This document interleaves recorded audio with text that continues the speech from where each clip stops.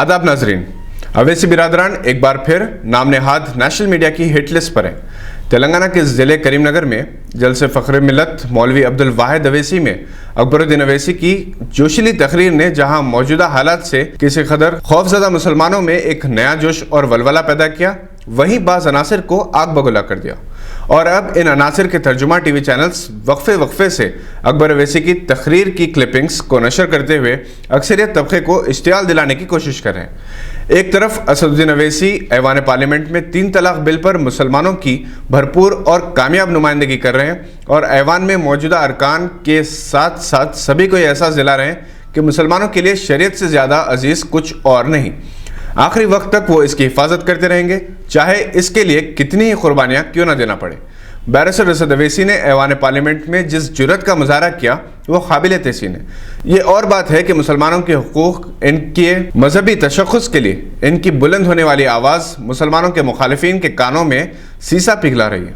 और अब एक मुनज़्ज़म तरीके से असद अवैसी को परेशान करने की गर्ज से अकबरुद्दीन अवैसी की तकारीर को तोड़ मरोड़ कर पेश करने की कोशिश की जा रही है। करीमनगर में अकबर अवैसी ने जिस अंदाज में तकरीर की, उसे देखकर और सुनकर बुजुर्ग मुसलमानों को अकबर अवैसी के दादा फ़ख्र मिल्लत अब्दुल वाहिद अवैसी की याद ताज़ा हो गई। नई नस्ल शायद मौलवी अब्दुल वाहिद अवैसी से ज़्यादा वाकिफ़ ना हो।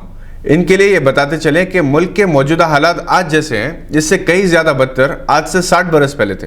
पुलिस एक्शन के बाद मुसलमानों की यह हालत थी कि अपनी मजहबी शिनाख्त ज़ाहिर करते हुए भी इन्हें डर लगता था। रियासत हैदराबाद पर 700 साल हुकूमत करने के बाद 1948 में जब हाकिम महकूम बन गए, इस कदर जानी और माली नुकसानात हुए कि दोबारा अपने पैरों पर खड़ा होना नामुमकिन सा था।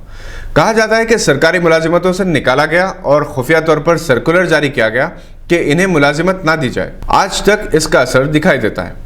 इन हालात में फ़ख्र मिल्लत अब्दुल वाहिद अवैसी, जो एक मशहूर फौजदारी के वकील थे मगर कौम के उभरते हुए रहनुमा की हैसियत से इनकी पहचान थी, इन्होंने परेशान हाल मजलूम कौम को कलिमे तैयबा के नाम पर मुत्तहिद किया, सीरत नबी सल्लल्लाहु अलैहि वसल्लम के जलसे मुनक़िद किए, जहां अल्लाह और इसके रसूल सल्लल्लाहु अलैहि वसल्लम के जिक्र के लिए हज़ारों मिल्लत के फर्जंदान जमा होते। हुकूमत वक्त मुसलमानों का इत्तेहाद देखना नहीं चाहती थी, इनकी आवाज़ बुलंद करना नहीं चाहती थी। चुनांचे लाइट कनेक्शन ख़त्म कर दिया जाता, लाउड स्पीकर होते तो मगर इससे आवाज़ नहीं जाती।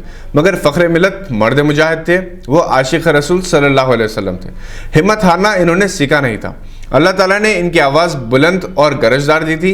वो जलसे गाह में एक सिरे से दूसरे सिरे तक चहल ख़दमी करते हुए तकरीर करते और दूसरे लोग इनके अल्फाज को दोहरा कर दूसरों तक पहुँचाते। आहिस्ता आहिस्ता मुसलमानों के झुके हुए सर दोबारा उठने लगे। फिर फ़ख्र मिल्लत ने बिखरी हुई कौम को मजलिस इत्तेहादुल मुस्लिमीन के प्लेटफॉर्म पर कलिमे तौहीद के पर्चे तले मुत्तहिद कर दिया। सालार मिल्लत सुल्तान सलाउद्दीन अवैसी जैसा बहादुर फर्जंद अल्लाह की तरफ से इन्हें एक नेमत के तौर पर मिला। 1975 में अपने इंतकाल से पहले तक फ़ख्र मिल्लत ने मजलिस की बुनियादों को मुस्तहम कर दिया था। आज मुसलमानों में तहफ़्फ़ुज़ात की बात की जाती है।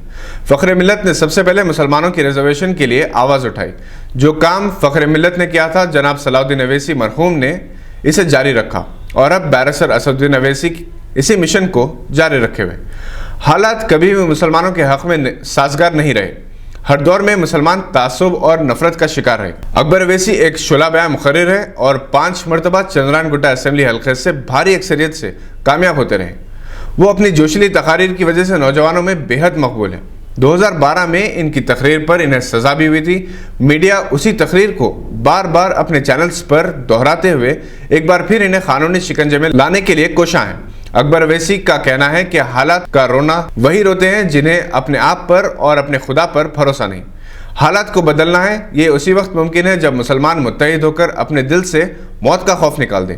देखना है कि आने वाले दिनों में इनके खिलाफ क्या कार्रवाई होती है। ये एक हकीकत है कि जब कभी कोई कायद कौम के लिए आवाज़ उठाते हुए गिरफ्तार होता है या इसके खिलाफ मुकदमे दायर किए जाते हैं तो इनकी मकबूलियत में इतना ही इजाफा हो जाता है। वैसे अकबरुद्दीन अवैसी ने अपने एक दस्तखती बयान में वजाहत की है कि करीमनगर में इन्होंने अपनी तकरीर के दौरान किसी की दिल आज़ारी नहीं की और ना ही किसी के जज्बात को मजरूह किए और ना कोई खिलाफ कानून बयान दिए।